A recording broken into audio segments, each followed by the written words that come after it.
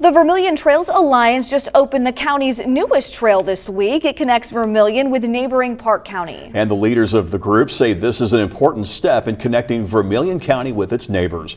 News 10's Tucker White joins us live from the newsroom with their future plans. Good morning, Tucker.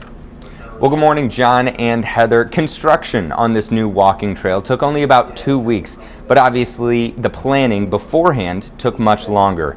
In fact, that planning still isn't finished. Planning for the trail connecting the Wabash River Bridge in Montezuma and the CSX rail in Hillsdale began 4 years ago when the Vermillion Trails Alliance started getting funding. We acquired a grant in the amount of $150,000, and we came up with about another 20% of that as matching money from local sources. Zimmerman says he knows this is a welcomed addition to the community because of the support they've already received. We've actually had people that we've encountered out here using the trail while we're still working on it. You know, there are people that use this bridge all the time. Now they're going to be able to walk on into Vermillion County, have a picnic, sit down and enjoy the nature, watch the eagles. It's just a wonderful setting. Zimmerman says that the Vermillion Trails Alliance is excited to be able to add to the quality of life for its residents, but there's still more to come. Ultimately, the big goal is we are working with people in Vigo County and also across the river here in Park County to form a 3-county loop trail. Zimmerman says he's excited to see the other communities working to connect the trails too. And each county is working on sections of this thing, but everything will contribute to an overall grand vision of a 3-county loop. Continue to bring you updates on the 3-county loop as progress continues. Reporting live in the newsroom, Tucker White, News 10. Several Wabash Valley counties in Illinois will get their share of millions of dollars to put toward broadband projects. Governor J.B. Pritzker announced $47 million for 22 projects for the Connect Illinois program. The goal is to expand the state's broadband infrastructure, especially into rural areas. Counties in our area receiving money include Richland, Lawrence, and Crawford counties. Well, still ahead on News 10 this morning. Hearing that,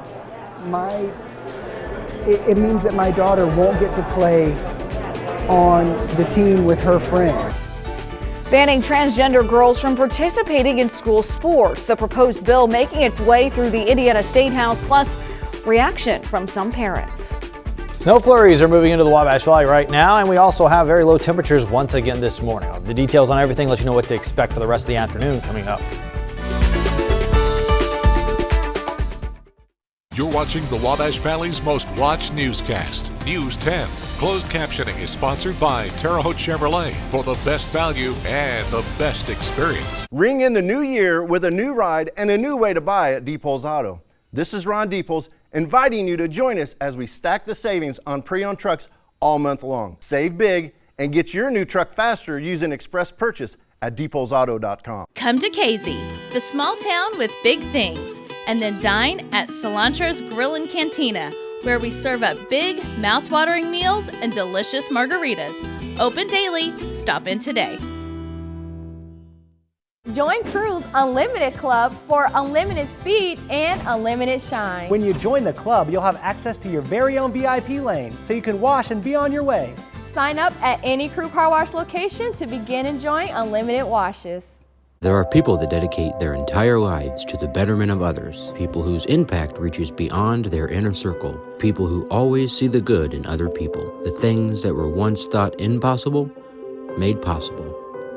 Dr. Randy Stevens is one of those people. He was a champion in shaping rural health and understanding addiction and substance abuse.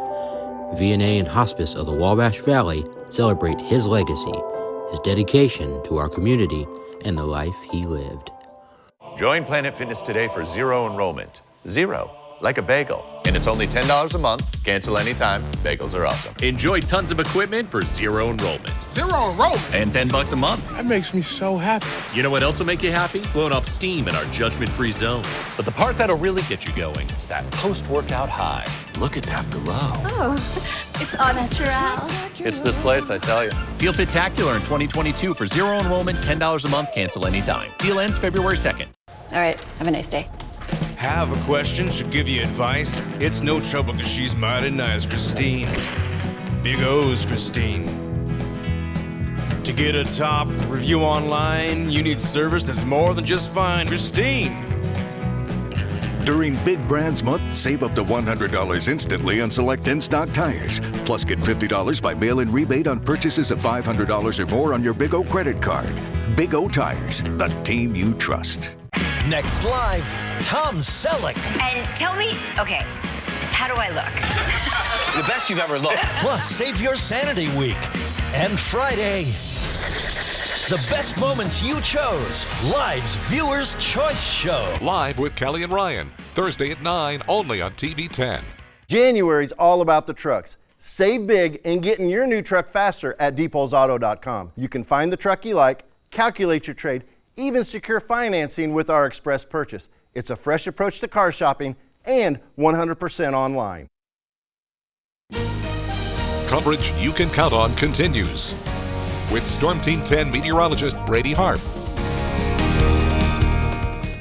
Good morning, welcome back. Temperatures at 20-degree line in Terre Haute at the upper teens, Casey, Sullivan area, 19 in Robinson. You know, it's cool outside, not quite as frigid as it was yesterday around this time, but that doesn't mean it's comfortable. Over the course of the morning, we are going to continue to have winds out of the south. They're trying to bring in warmer air for later this afternoon. But when our temperatures are as low as they are now, we still have a wind chill situation in some spots where it feels closer to the single digits. Like Terre Haute feels like it's 9, 7 in Brazil. In some areas, the temperature matches the wind chill, which is what you want when it comes to how comfortable you are outside. The thing is, winter's really not done with us yet. We have the possibility of snow flurries over the course of the morning and early afternoon. So you can see on our storm tracker, this is a loop of the last few hours. You can see how quickly they're moving. Light snowfall is trying to become more scattered in the Wabash Valley, where you can see where the heavier snow is farther to the north. Now, the thing is, most of this snow is going to be light, but if you have to do anything outside today, you might be working around some light snow flurries. And minor snow accumulation is a possibility out of this. Temperatures are low enough that, you know, the ground's cold enough that, you know, you might see some minor snow accumulation, maybe a dusting in some spots. But for the most part, it's just too light. And you can see how scattered the snow becomes once it tries to move through here. It's around 5. We still have some snowflakes possible into the night, but mostly cloudy skies are going to be the main impact over the course of the overnight.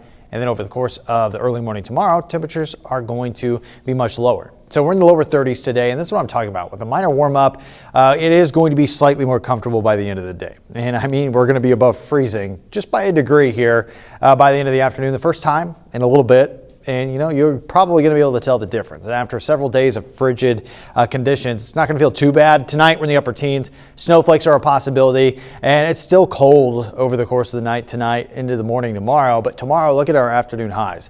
We're going to be in the mid-20s. It's going to be colder tomorrow afternoon with lower temperatures. Partly sunny conditions, though, are going to take over. And it's going to be dry, so you won't have to work around the snow flurries, but it is just going to be that much colder outside. And you can see our temperatures on a slow increase over the course of the next several days. So Saturday, Sunday, we have sunny, dry conditions. But Monday, mid-40s before a chance of rain Tuesday, Wednesday. But look at the temperatures. We're going to be in the lower 50s. So that's something to look forward to if you're just looking for just slightly warmer weather over these next few days. Indiana is one step closer to banning transgender girls from participating in school sports. State lawmakers voted to move the bill out of committee and onto the House floor. And as Garrett Marquist reports, parents are divided on the issue, but both sides say they just want a level playing field for their daughters. Monday's vote disappointed parents like Nathaniel Clausen. Hearing that, it means that my daughter won't get to play on the team with her friend. Clausen's 9-year-old daughter is transgender. He says she wants to compete in high school sports like her older siblings.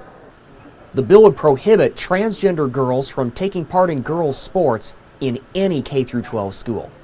It makes no similar restriction for transgender boys. 63,410 young female Hoosiers. I believe that's definitely worth the effort to protect the integrity of female sports. The bill drew support from several mothers of high school and college athletes. They point to studies that show transgender women who were born biologically male are measurably stronger than biological females. They say that gives them an unfair advantage and poses a safety hazard. At one point in my daughter's high school career, she was requested to consider being the athlete in the goalie box on the male high school soccer team. But because of my knowledge and the very clear understanding of the characteristics of the male competitors, I did not want to put my daughter at risk. Bill sponsor Michelle Davis says there's been one instance in Indiana of a transgender girl out-competing her non-transgender counterparts. But bill opponents say experience shows transgender athletes do not consistently outperform their peers.